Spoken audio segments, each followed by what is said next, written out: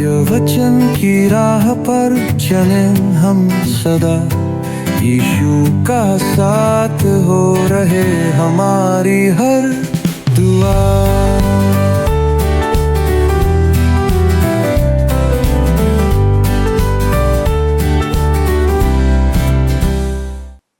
प्रिय दोस्तों, नमस्कार।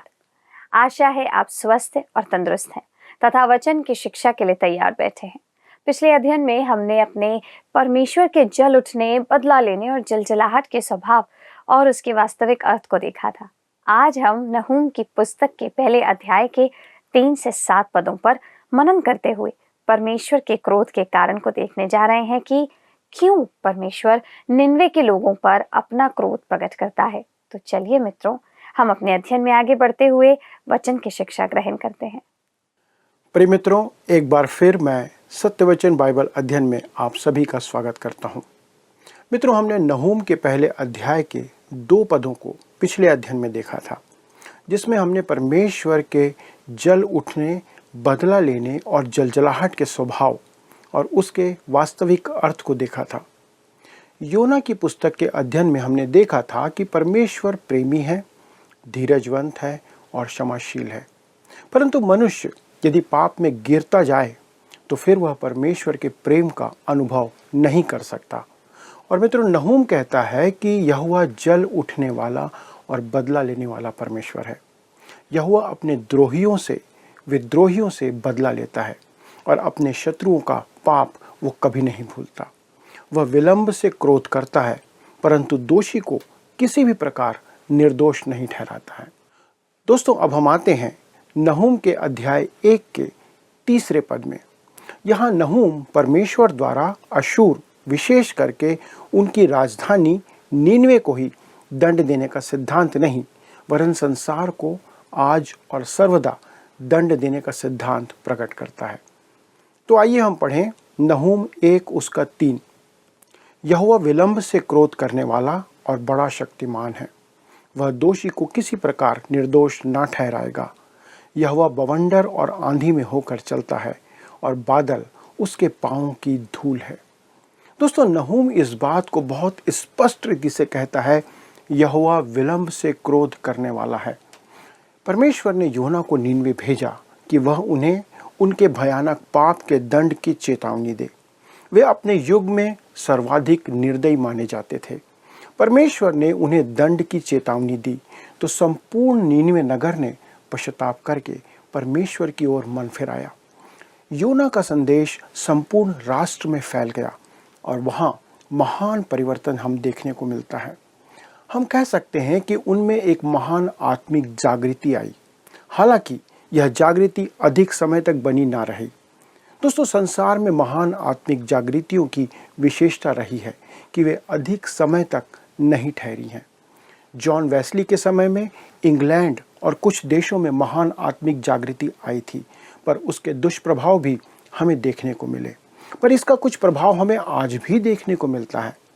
पर मित्रों, नहूम कहता है कि परमेश्वर क्रोध करने में विलंब करता है। नीनवे 1 शताब्दी बाद फिर अपने कुमार्गों पर, अपनी बुराइयों पर लौट आया था।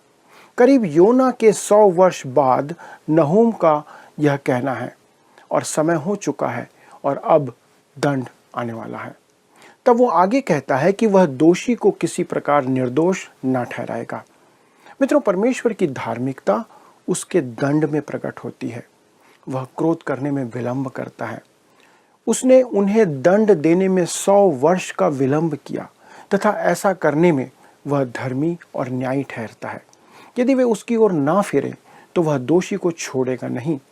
यदि वे प्रभु यीशु को उद्धारकर्ता ग्रहण ना करें, क्योंकि उसने उनके पापों का दंड चुकाया है, परमेश्वर उन्हें छोड़ेगा नहीं। उन्हें पापों का दंड अवश्य मिलेगा।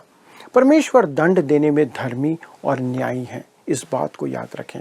और आप देख सकते हैं कि परमेश्वर की क्षमा और मनुष्यों की क्षमा में बहुत अंतर है।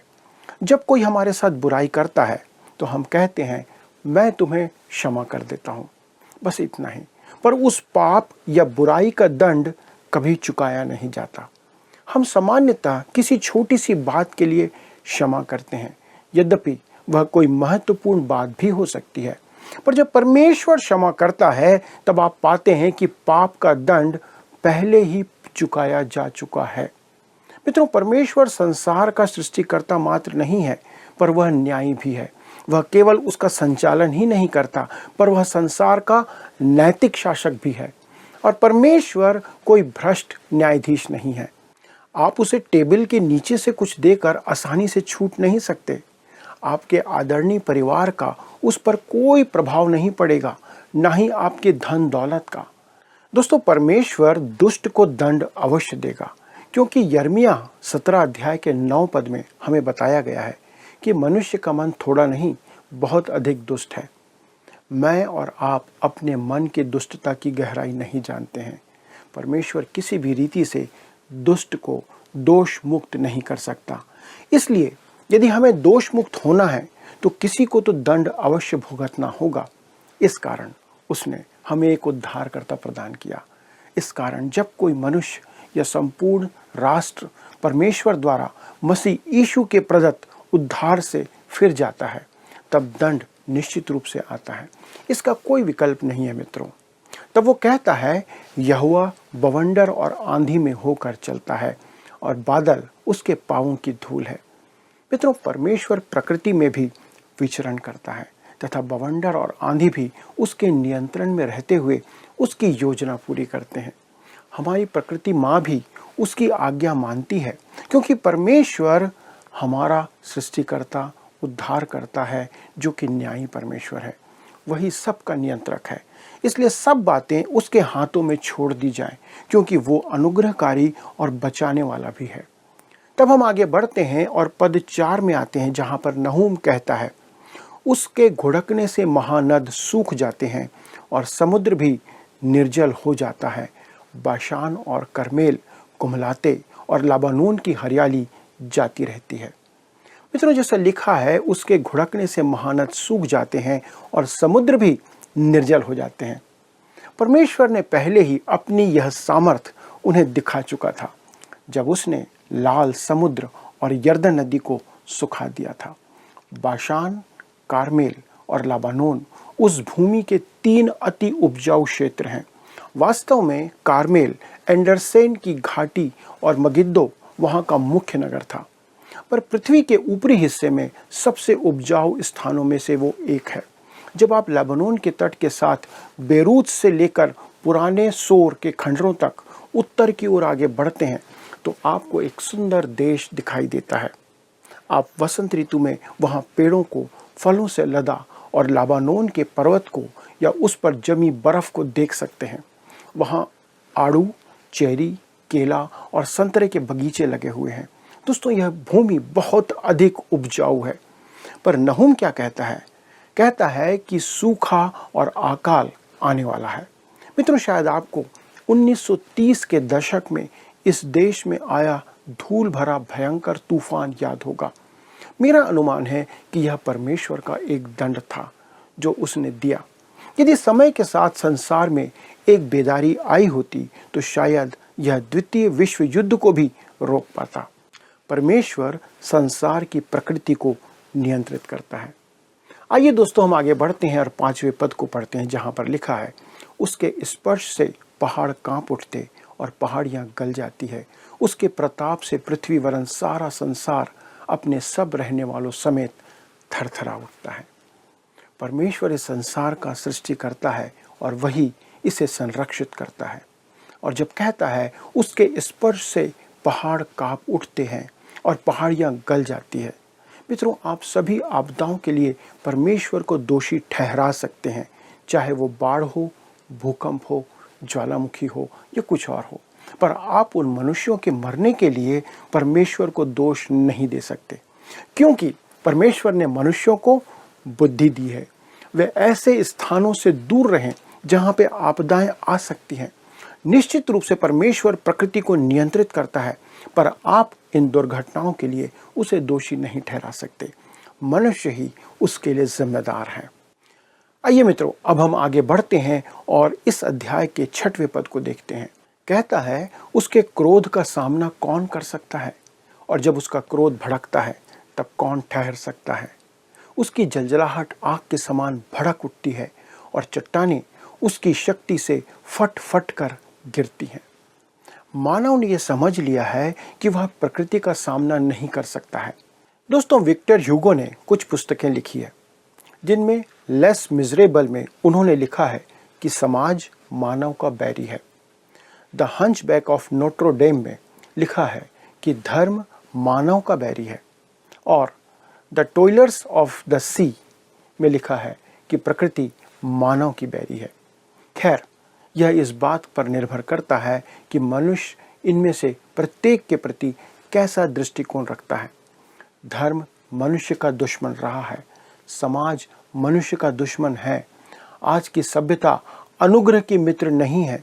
यह सच है कि प्रकृति मनुष्य की दुश्मन हो सकती है, लेकिन वह उसकी मित्र भी है। मुद्दा यह है कि यदि आप प्रकृति के विरुद्ध लड़ने का प्रयास करेंगे तो आप एक हारी हुई लड़ाई लड़ रहे हैं। विक्टर ह्यूगो ने अपने उपन्यास में यही दिखाने का प्रयास किया था, और तब लिखा है, उसके क्रोध का सामना कौन कर सकता है, और जब उसका क्रोध भड़कता है तब कौन ठहर सकता है। मित्रों, यह प्रश्न नीनवे के लोगों से पूछा गया था जिन्होंने सर्वशक्तिमान परमेश्वर की दया को अस्वीकार कर दिया था। क्या आपके पास इस प्रश्न का उत्तर है? मैं आपसे यह पूछना चाहता हूं, क्या आप उद्धार नहीं पाए हुए हैं? दोस्तों, शायद आप अपनी धार्मिकता और भलाई पर आज निर्भर कर रहे हैं। क्या आप वास्तव में विश्वास करते हैं कि आप एक पवित्र परमेश्वर की उपस्थिति में खड़े हो सकते हैं, जो पाप से पूरी तरह से घृणा करता है और उसका न्याय करने का इरादा रखता है? क्या मित्रों, आप उसकी पवित्र उपस्थिति में खड़े होने में सक्षम हैं? ऑक्सफोर्ड यूनिवर्सिटी के एक बहुत ही प्रतिभाशाली प्रोफेसर डॉक्टर C.S. लुइस ने एक कहानी लिखी थी जिसमें उन्होंने एक बस यात्रा के बारे में बताया था जो नरक से स्वर्ग तक जाती थी। यह एक ऐसी यात्रा थी जिसमें नरक में रहने वाले लोग स्वर्ग की यात्रा कर रहे थे। बस पूरी तरह से भरी हुई थी, और जब यह स्वर्ग पहुंची तो ड्राइवर ने बस को पार्किंग में पार्क कर दिया। ड्राइवर ने बस में सवार सभी लोगों से कहा, शाम 4 बजे बस घर के लिए वापस रवाना होगी। घर तो मानो नरक ही था, और उस शाम 4 बजे बस पूरी तरह से फिर से भर गई। बस ड्राइवर ने उनसे कहा, अगर आप रुकना चाहते हैं तो रुक सकते हैं। क्या आपको मालूम है कि वे क्यों नहीं रुके? इसलिए क्योंकि उन्हें पता चल गया था कि स्वर्ग में उनके लिए कोई जगह नहीं है। अतीत के महान संतों में से एक ने इस तरह से इसे कहा है, मैं पाप के बिना नरक जाना पसंद करूंगा बजाय इसके कि पाप के साथ मैं स्वर्ग जाऊं। मित्रों, इस बात को ध्यान रखिएगा, उसके क्रोध का सामना कौन कर सकता है? मित्रों, यदि आपके पास उद्धारकर्ता नहीं है तो आप एक पापी के रूप में पवित्र परमेश्वर के सन्मुख कैसे खड़े हो पाएंगे?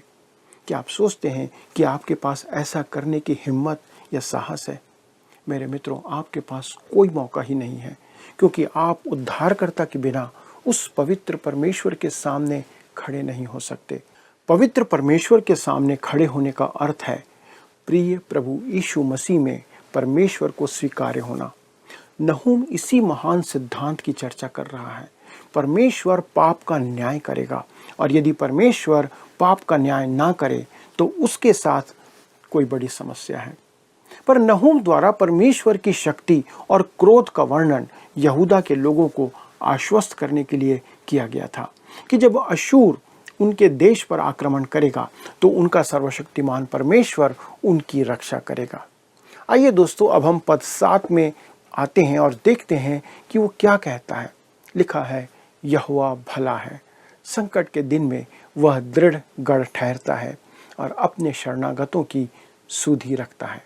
मित्रों, हम इस बात को अपने मन में बैठा लें कि यहोवा भला है, उसके जैसा भला और कोई नहीं। भजनकार भजन संहिता 107 का 1 और 2 में कहता है, यहोवा का धन्यवाद करो क्योंकि वो भला है, उसकी करुणा सदा की है। यहोवा के छुड़ाए हुए ऐसा ही कहें जिन्हें उसने शत्रु के हाथ से दाम देकर छुड़ा लिया है। दोस्तों, यदि हमारा छुड़ाने वाला ऐसा ना कहे तो कोई और हमारे लिए ऐसा नहीं कहने पाएगा। यह जानना अद्भुत बात है कि हमारा परमेश्वर, आपका परमेश्वर भला है। मित्रों, मैं नहीं जानता कि आप कौन हैं, आप कहाँ रहते हैं, आप कैसे मनुष्य हैं, पर इतना जानता हूँ कि परमेश्वर आपसे प्रेम करता है और आपको बचाना चाहता है। यदि आपने अब तक उद्धार प्राप्त नहीं किया है तो उसका एक ही कारण है कि आप उसके पास नहीं आए हैं, क्योंकि वह आपको आज अभी इसी समय बचा सकता है। परमेश्वर यहोवा भला है, यही धर्मशास्त्र का सिद्धांत है और यही जीवन का भी सिद्धांत है, क्योंकि लिखा है संकट के दिन में वह दृढ़ गढ़ ठहरता है। क्या आपके जीवन में कोई समस्या है? क्या आपको एक सुरक्षित स्थान चाहिए है? परमेश्वर ही वह दृढ़ गढ़ है जिसकी आपकी आवश्यकता है। आज आपकी आवश्यकता केवल वो परमेश्वर है। पर इसके आगे लिखा है दोस्तों, और अपने शरणागतों की सुधि रखता है। मैं अति प्रसन्न हूँ कि संसार के इस भवसागर में मैं खो नहीं जाऊंगा। मैं जहाँ भी जाता हूँ मनुष्यों की भीड़ देखकर चकित हो सकता हूँ। संपूर्ण संसार में मनुष्यों की भीड़ है। ऐसे में मैं सोचता हूँ, काश परमेश्वर मेरा नाम स्मरण रखे और ना भूले। मैं उसमें विश्वास रखता हूँ। वचन बड़ी मनभावन बात कहता है यहाँ पर, अपने शरणागतों की सुधि रखता है। उसे आपका नाम स्मरण रखने के लिए किसी कंप्यूटर की आवश्यकता नहीं है, क्योंकि उसने आपका नाम अपनी हथेली पर लिख रखा है, अपने हृदय में बसा रखा है। वह आपको जानता है दोस्तों, वह उन्हें जानता है जो उस पर भरोसा रखते हैं। वह अपने शरणागतों को जानता है। मित्रों, आप किसकी शरण में हैं आज? दोस्तों, हमारे लिए ये एक बहुत बड़ी सांत्वना की बात है। और इससे बढ़कर एक मनुष्य क्या अपेक्षा कर सकता है कि वो सर्वशक्तिमान परमेश्वर हमें जानता है, आपको जानता है, हम उसकी सुरक्षा में पाए जाते हैं। आइए दोस्तों, हम परमेश्वर को धन्यवाद दें इस प्रतिज्ञा के लिए, इस बात के लिए कि हम संसार में अकेले नहीं हैं, आप अकेले नहीं हैं और ना ही असहाय हैं। यदि आज आपको ऐसा लगता है तो आप उसे पुकारिए। इसी समय वो आपका हाथ थाम लेगा, आपकी सहायता करेगा। आइए दोस्तों, प्रार्थना करें, परमेश्वर को धन्यवाद दें इस अद्भुत प्रतिज्ञा के लिए जो उसने अपने शरणागतों को दी है। आइए विनती करें। हमारे स्वर्गीय पिता, हम धन्यवाद देते हैं प्रभु, आपका वचन हमारे मनों में आत्मविश्वास, भरोसा और प्रेम उत्पन्न करता है। जब ये प्रकट होता है प्रभु कि आप हमारे शरण स्थान हैं। प्रभु, हमें इस संसार में अनेक परेशानी, दुख, तकलीफ हो सकती है, परंतु आप हमारे साथ खड़े रहते हैं। पिता, हम विनती और प्रार्थना करते हैं हमारे इन सब प्रिय दर्शकों के लिए प्रभु, जिन्होंने अपना भरोसा आप पर रखा है, जो आपकी शरण में आए हैं। प्रभु, कितने हैं जो अपने जीवन में असहाय हैं, कितने हैं जो कि अपने जीवन में अकेलापन महसूस कर रहे हैं, कितने हैं जो कि संसार की भीड़ में खो गए हैं। प्रभु, हम नहीं जानते वे कहाँ हैं, परंतु वे पृथ्वी के जिस भी कोने में हो, यदि आज आपकी आवाज़ वो सुन रहे हैं, यदि आज उन्होंने अपना शरण स्थान आपको माना है, आपको यदि वे पुकार रहे हैं, पिता अनुग्रह करें, उनके हाथों को थाम ले और दया करके प्रभु उन्हें सुरक्षा प्रदान करें, उनके अंदर आत्मविश्वास डालें कि प्रभु आप उनके साथ खड़े हुए हैं। पवित्र आत्मा अपनी सुरक्षा में उन्हें ले लें। पिता परमेश्वर, हमारे इन सब प्रिय दर्शकों को आपके पवित्र और सुरक्षित हाथों में समर्पित करते हुए बड़े ही विश्वास और आदर के साथ इस विनती को यीशु क्रिस्त के नाम से मांगते हैं, आमीन। प्रिय मित्रों, मुझे पूरा विश्वास है कि आज का अध्ययन आपके लिए आशीष का कारण रहा होगा। यदि आपने कोई नई बात आज सीखी है और यदि आप मुझसे उस बात को साझा करना चाहते हैं तो कृपया फ़ोन या SMS के द्वारा हमसे संपर्क करें। अगले प्रसारण तक परमेश्वर का अनुग्रह आप पर बना रहे और आप उसकी शरण में बने रहें। प्रभु आपको आशीष दे। प्रिय दर्शकों, आज का अध्ययन हमें सिखाता है कि यहोवा विलंब से क्रोध करने वाला है, पर निन्वे एक शताब्दी बाद फिर अपने कुमार्गों पर आ गया था। परमेश्वर की धार्मिकता उसके दंड देने में भी प्रकट होती है। वह क्रोध करने में विलंब करता है। उसने उन्हें दंड देने में 100 वर्ष का विलंब किया तथा ऐसा करने में वह धर्मी और न्यायी ठहरता है। उम्मीद है आज भी आपने वचन से कुछ महत्वपूर्ण बातों को सीखा होगा, जिन्हें हमारे साथ साझा करने के लिए कृपया अपने फ़ोन या SMS का प्रयोग कीजिए। अगले प्रसारण तक परमेश्वर का प्रेम और भय आप पे, आपके परिवार के जीवन में बना रहे। अगर आप इस कार्यक्रम को पुनः देखना चाहें तो हमारे YouTube channel water sounds today पर भी देख सकते हैं। आपका दिन शुभ हो। प्रभु आपको आशीषित करे।